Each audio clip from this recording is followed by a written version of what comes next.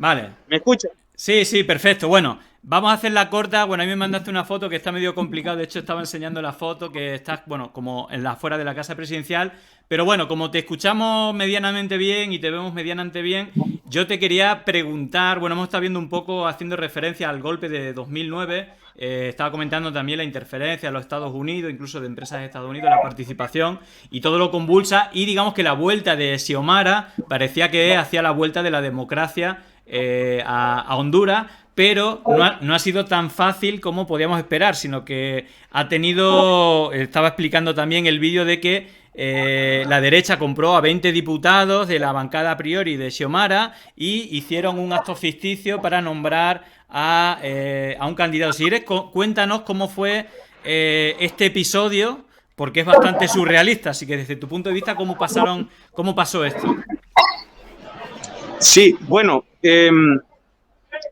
precisamente una lucha de 12 años después del golpe de Estado, donde los movimientos sociales jugaron un papel fundamental, entendieron que la lucha de clases va más allá de la simple lucha reivindicativa por cuestiones puntuales en cada gremio donde hacían su acción social y que era necesario pues tomar las riendas del gobierno para hacer el desmontaje de todas esas políticas neoliberales que cercenaban los derechos laborales de la inmensa mayoría de la población en Honduras.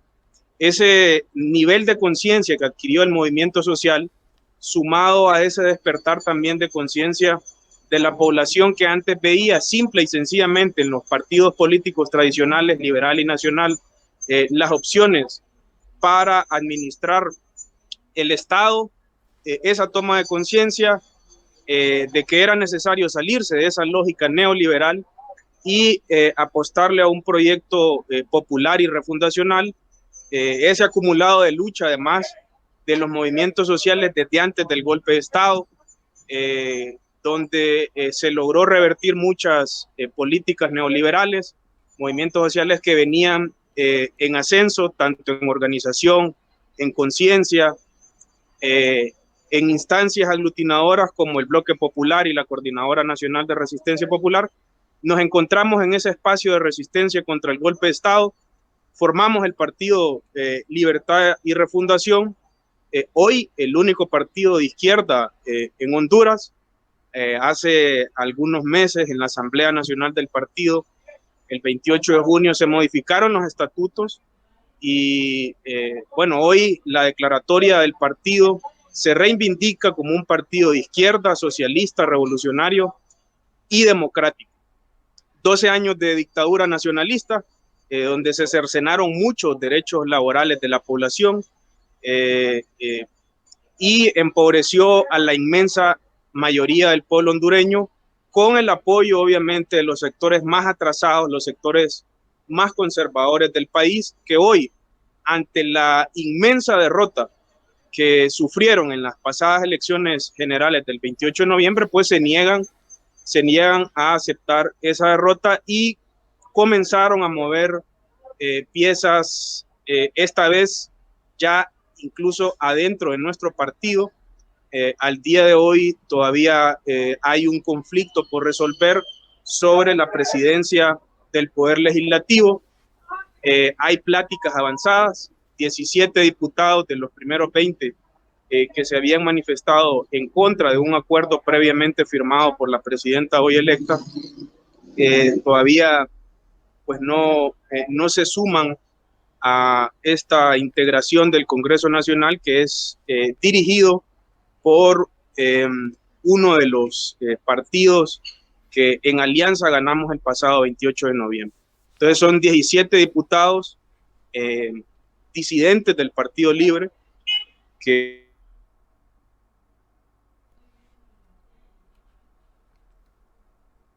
¿Qué? No sé si está congelado, ¿no? hace, Ah, vale. hace Ahí, algunas ahí, ahí horas, estabas, se te congeló, pero ya te vemos de nuevo. sí, hace algunas horas tuvimos la noticia de que hay pláticas avanzadas con estos diputados disidentes y en algunos minutos probablemente haya humo blanco y esta disidencia del Partido Libre, sometidos por la inmensa legitimidad que el pueblo nos ha dado, van a aceptar que la junta directiva, presidida por Luis Redondo, por el Partido Salvador de Honduras, aliado con Libre para ganar las elecciones, es el presidente legítimo del Congreso Nacional. Entonces estamos en un escenario que puede cambiar dentro de algunos minutos, dentro de algunas horas. Precisamente a las 4 de la tarde,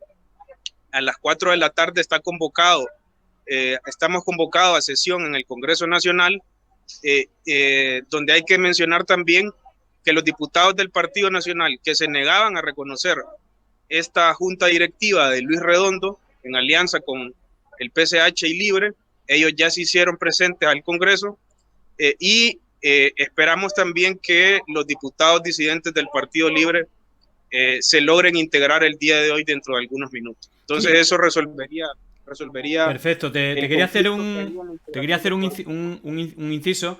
Yo le puse imágenes, ¿no?, de cómo incluso Calix, digamos que hay como dos presidentes, Luis Redondo, que es el que fue votado en el sitio oficial, y a 50 kilómetros en coches de lujo y en helicóptero se fue el candidato comprado, Calix creo que es, con la bancada del Partido Nacional de Derecha.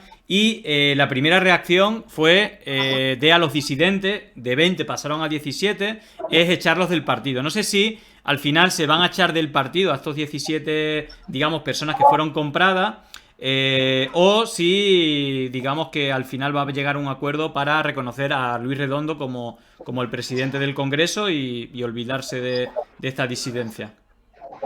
Ok, les explico un poco el escenario. Luego de la instalación de forma paralela de dos congresos, de un Congreso Nacional apoyado por el Partido Nacional y otros partidos conservadores, donde Jorge Calix se autoproclamaba como presidenta, la Coordinación Nacional del Partido Libre, su bancada, la presidenta electa y el Tribunal de Honor decidimos de forma unánime comenzar un proceso de desconocimiento.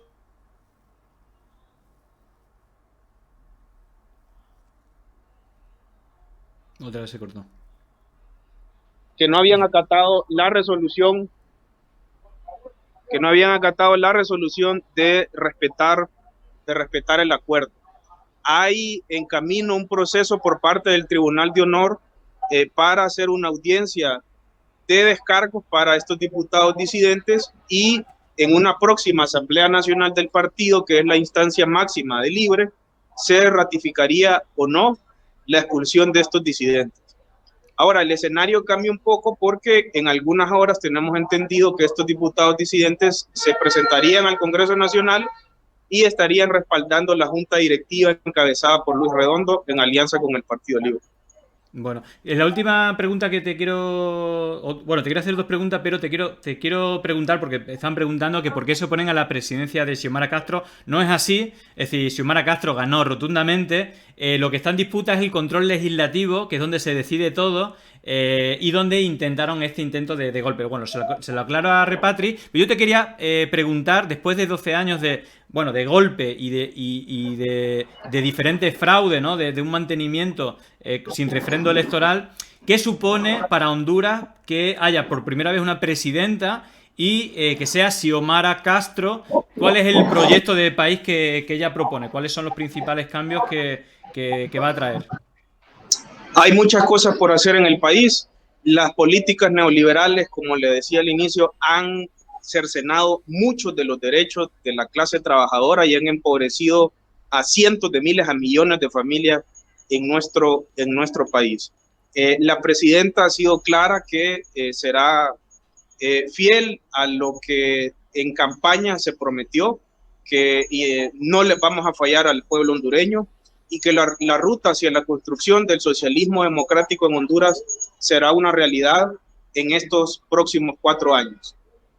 Las primeras medidas en estos 100 días ha anunciado la presidenta que se enfocarán en 4 áreas principales. Primero, el fortalecimiento al sistema educativo público de educación en el país, el fortalecimiento al sistema de salud público, un plan para generar empleo masivo en el país y el fortalecimiento de la seguridad ciudadana en nuestro país. Además de eso, medidas como la rebaja de los combustibles.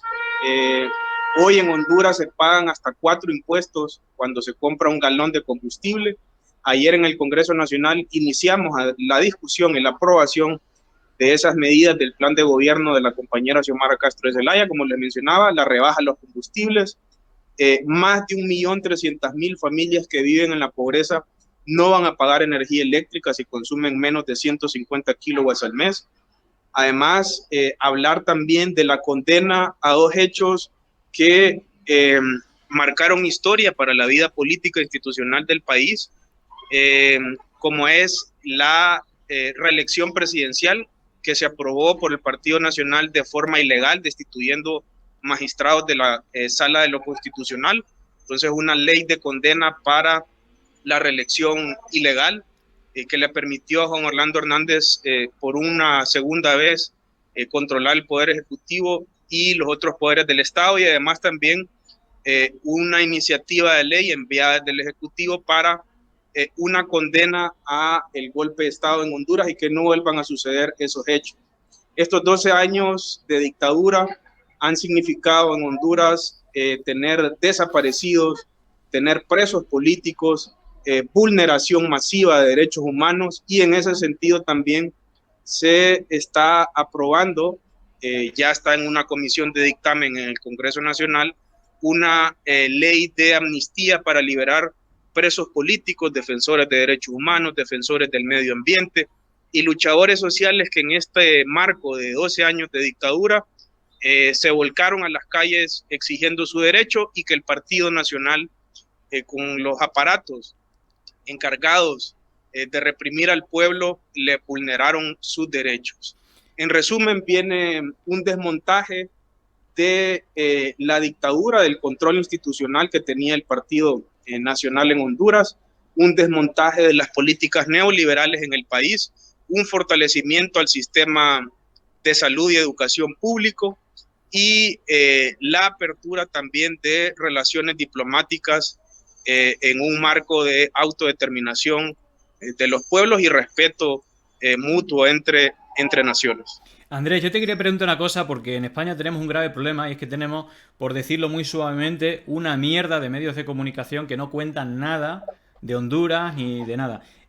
Casi la mayoría de la gente de España no sabe que hubo un golpe en Honduras ni la gravedad. Yo te pediría que hicieras un resumen de, bueno, por ejemplo, Berta Cáceres, que fue una activista que la asesinaron, medioambiental, de primera línea en todos los cambios sociales de Honduras, pero ¿cuántos asesinatos hubo y cuántos, digamos, encarcelados políticos? ¿Cuánta gente se metió en la cárcel por cuestiones políticas? ¿Cuántos asesinatos hubo desde la dictadura hasta hoy? Desde el golpe hasta hoy. Bueno, es difícil mencionar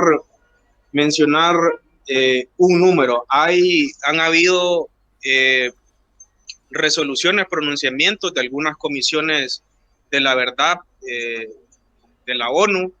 Se mencionan más de 300 asesinatos políticos en esta dictadura de 12 años. Sobre todo en el conflicto después del golpe de Estado, como también en el conflicto o en las protestas que se... Me parece que cada 5 minutos tiene un corte de 3 segundos. Ahí está. Casos emblemáticos como el asesinato de la compañera Berta Cáceres. Hoy tenemos encarcelados también defensores del medio ambiente, el caso de los luchadoras de Guapinol, que es un sector del departamento de Colón en Honduras. Son casos emblemáticos, perseguidos políticos de los movimientos sociales. Es decir, que esta dictadura deja a su paso una estela de mucho dolor y de vulneración de derechos humanos, más allá de mencionar cifras específicas. Yo creo que con una tan sola vida que se haya perdido a manos de las fuerzas militares es un acto condenable. Sin embargo, lastimosamente, esas cifras son son decenas, son centenares de compañeros que perdieron la vida en este contexto. Quería preguntarte, un amigo del chat, Cubano Cúbico, nos pregunta cómo será la relación con otros países de Centroamérica, particularmente Nicaragua. ¿Volverán a unirse los países hermanos en una nueva república? Y yo añado y te extiendo la pregunta, ¿cuál será la política exterior de Xiomara Castro? ¿Apostará por una patria grande, soberana, de apoyo mutuo entre países de América Latina? ¿Cuál es la política internacional y la regional, Centroamérica y América Latina hacia otros países? Sí, la compañera presidenta anunció que las relaciones diplomáticas, las relaciones con el resto de países del mundo serán enmarcados eh, pues en el principio de autodeterminación de los pueblos, eh, pensando siempre en la construcción de la patria grande en Latinoamérica. Claro. Y respecto a Centroamérica, bueno, he visto que es bastante convulso. Nicaragua, digamos, bueno, tiene una evolución bastante debatible, ¿no? Desde lo que fue el sandinismo, quizá en algunos aspectos ha degradado, pero más allá de la coyuntura puntual de este momento de Nicaragua, que no sé si hay una visión regional, no solamente de América Latina, sino de Centroamérica, que es una de las principales víctimas de las políticas de Estados Unidos, o mejor dicho, esos países, la ciudadanía de esos países, como el caso de Honduras, de Nicaragua, son víctimas digamos, políticas de exterior de Estados Unidos. ¿Hay algún plan de integración, de cooperación mutua entre países de Centroamérica? Bueno, la República de Honduras reconoce al gobierno de Daniel Ortega como el presidente legítimo y constitucional de ese país. Las relaciones, repito, diplomáticas serán en ese marco de la construcción de la patria grande. Reconocemos esa inmensa lucha valiente e heroica del pueblo de Sandino en Nicaragua, que logró liberarse de las garras del imperialismo en su momento. Esa lucha del sandinismo en Nicaragua inspiró muchas luchas también en Centroamérica y en otros países de Latinoamérica. Y nosotros creemos, y así lo ha dicho nuestra presidenta, que el respeto a la autodeterminación de los pueblos es la que debe primar en las relaciones internacionales. De acuerdo. Yo te quería hacer una pregunta, bueno, si quieres más personal o si quieres ampliarlo. Viendo tus redes sociales, hacías bastante recordatorio a uno de las líneas políticas de Mel Zelaya, que era precisamente esa consulta para hacer un proceso constituyente, que fue uno de los motivos por el cual se dieron el golpe de Estado, una constitución que es muy servil con los poderes económicos, ¿no? Muy neoliberal, y que leyéndote en las redes, una de tus propuestas de futuro o de tu partido político y tú como portavoz de tu partido, de hacer un proceso constituyente en Honduras que mejore la constitución para defender los intereses de la ciudadanía y no de las élites económicas. ¿Esa es tu postura personal del partido, del gobierno de Xiomara?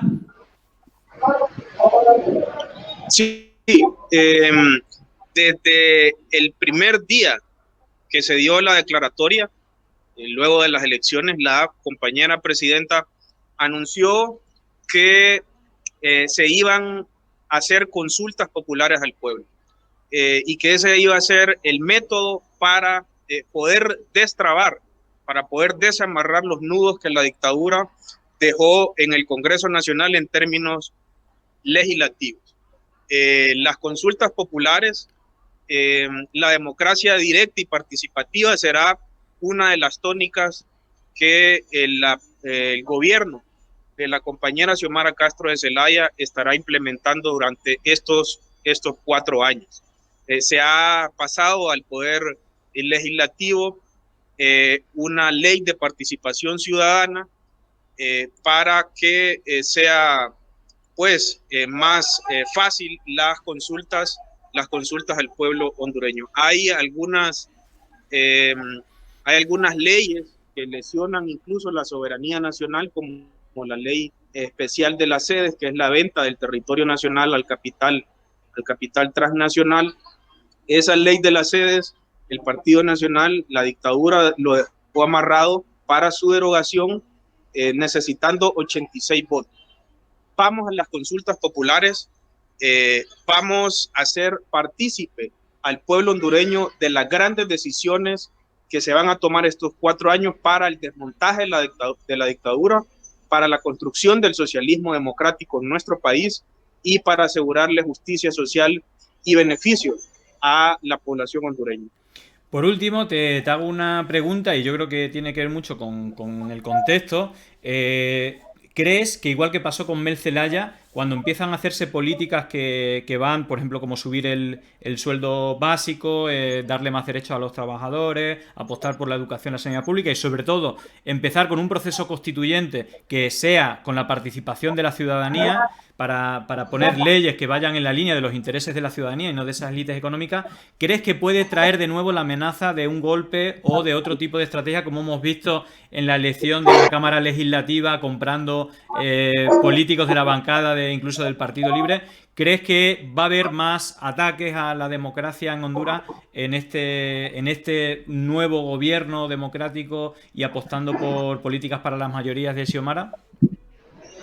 Pensar que llegar al gobierno es tener el poder, creo que ha quedado demostrado por las experiencias en Latinoamérica y otros países que le han apostado a la emancipación de los pueblos alejados de la política neoliberal es un error. Llegar al gobierno no es tener el poder. Llegar al gobierno nos facilita tener o nos legitima para tener el control institucional y desde ahí poder impulsar cambios en nuestro país. Sin embargo, sabemos que el gobierno no es el único poder que hay, que existe en Honduras. Hay, por supuesto, poderes económicos, poderes incluso que están fuera de nuestras fronteras y que, bueno, también ven cómo sacar su tajada, saqueando los recursos naturales de nuestro país. Entonces, hay poderes fácticos, hay sectores ultraconservadores y de derecha que seguramente intentarán estos 4 años frenar este proceso de refundación que inició hace 12 años.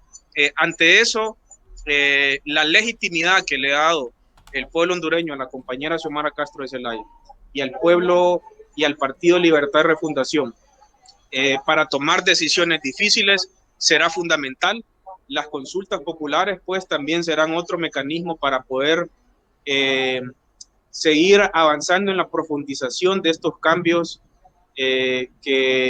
por el cual hemos apostado durante 12 años. La movilización social seguramente, la articulación con los movimientos sociales, la organización popular seguramente jugará un papel fundamental en defensa del gobierno de la presidenta, de la compañera presidenta Xiomara Castro de Zelaya. Pero, repito, llegar al gobierno no significa tener el poder en una nación.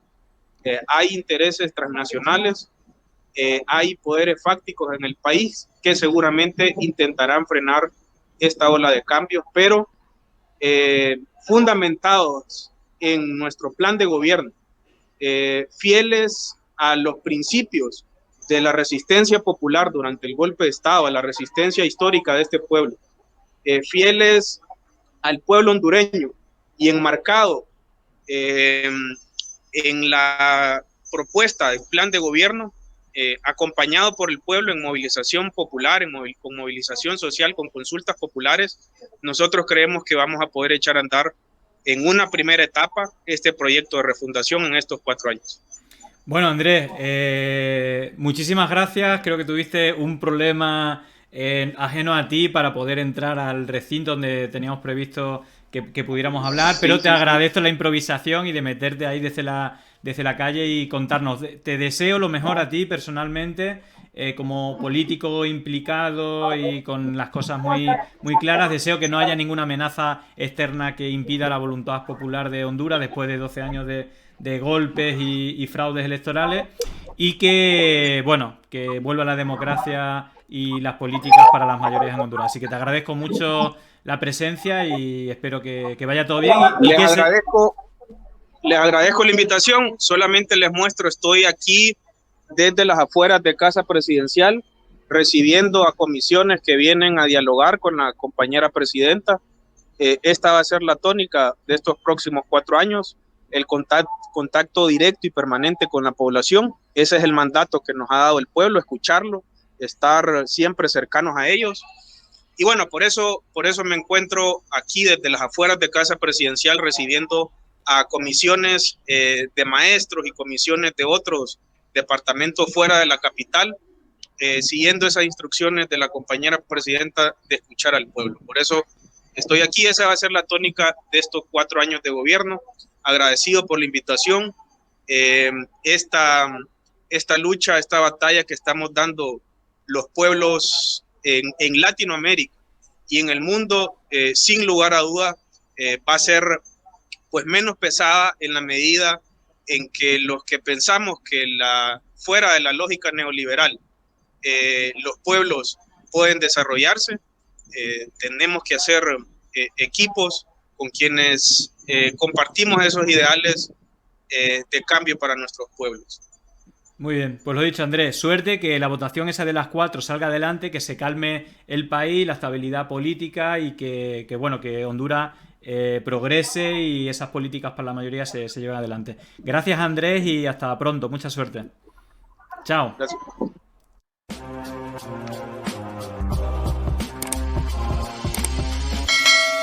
Muchísimas gracias. Gracias por la suscripción. Muchísimas gracias.